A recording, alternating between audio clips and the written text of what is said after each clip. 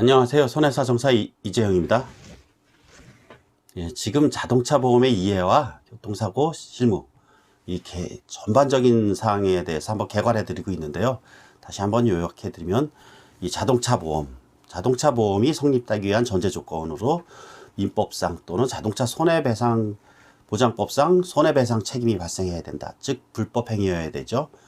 불법 행위 중에 우리 교통사고는 원칙상 고의사고는 보험에서는 보상해주지 않고 과실사고만 보상해준다는 점.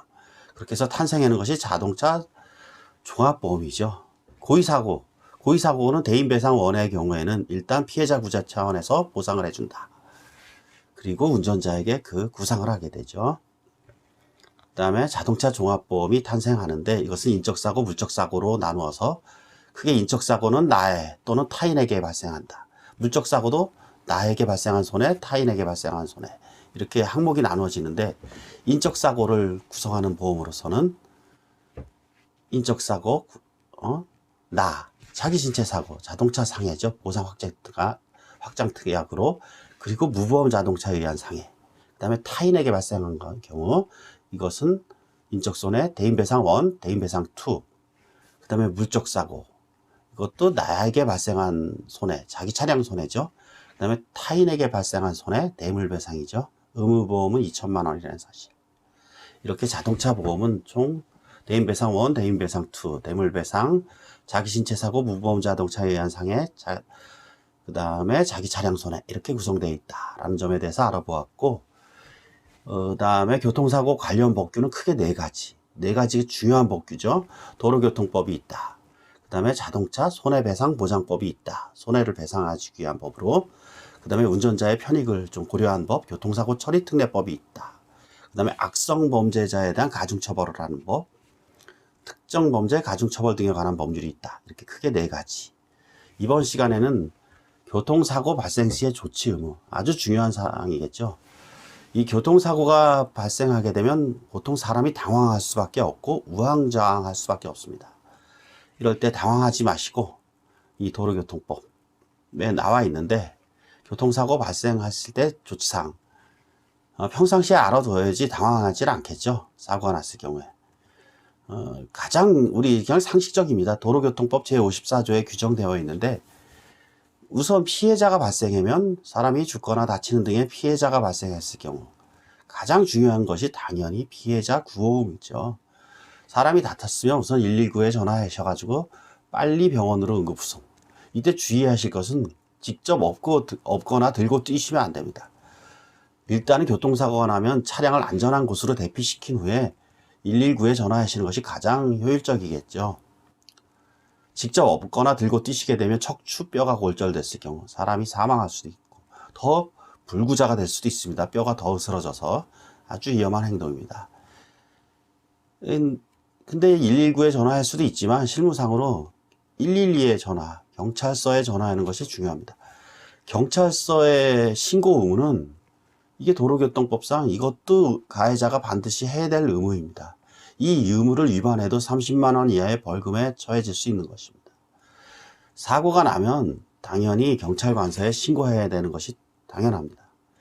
자기가 직접 수습하기보다는 경찰서에 신고해서 경찰들이 수습하게 하는 것이 효율적일 수 있습니다. 후일의 분쟁에 대비해서도 이것이 효율적입니다. 교통사고 사실확인원이라는 것이 있는데 이것이 없었을 경우에 만약에 뺑소니 차량에 의해서 사고가 났다. 근데 교통사고 사실확인원이 없다. 뺑소니 차량, 보유불명 차량, 누구 차량에 의한 사고인지도 모를 경우 이런 경우에 우리 자동차 손해배상보장법에서 정부에서 피해자 지원을 해주는 사업이 있습니다. 책임보험의 법인 내에서 손해배상을 해주죠. 그렇기 때문에 교통사고 사실확인원, 경찰서의 신고 의무는 아주 중요합니다. 당연히 그냥 개별적으로 사고가 발생한 장소나 사상자 수 이런 피해 현황 등을 경찰에 보고를 하면 되죠. 그냥 여기 사고가 크게 났으니 경찰 빨리 와달라. 경찰서에 신고하게 되면 보통 구급차도 대동해서 오죠. 그러니까 실제 사고 나면 가장 효율적인 방법은 경찰서에 신고하는 것입니다. 그렇지만 경찰서에 신고 의무가 면제되는 경우가 있죠. 사람이 다치지 않은 경우. 단순히 물적 피해만 발생한 경우에 이 교통의 원활한 소통을 위해서 그냥 필요한 조치를 다한 경우에는 굳이 뭐 차량 파편이 튀어 있다든지 이런 경우가 아니라면은 그냥 살짝 범퍼만 찌그러진 정도다.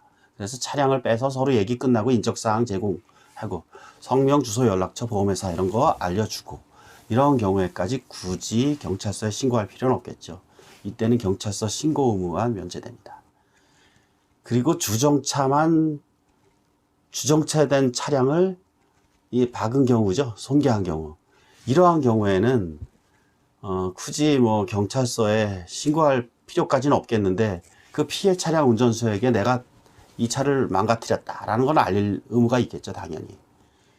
알려야 되는데 성명, 주소, 연락처 이런 것 등을 남겨놔야 되는데 이걸 남기지 않았을 경우 좀 처벌은 좀 약합니다. 우리 법상 20만 원 이하의 벌금 또는 구류, 과료 처하도록 되어 있으며 도로교통법 시행령 벌표에서 범칙금을 부과하고 있는데 승합자동차는 13만원, 승용자동차는 12만원, 이륜자동차는 8만원.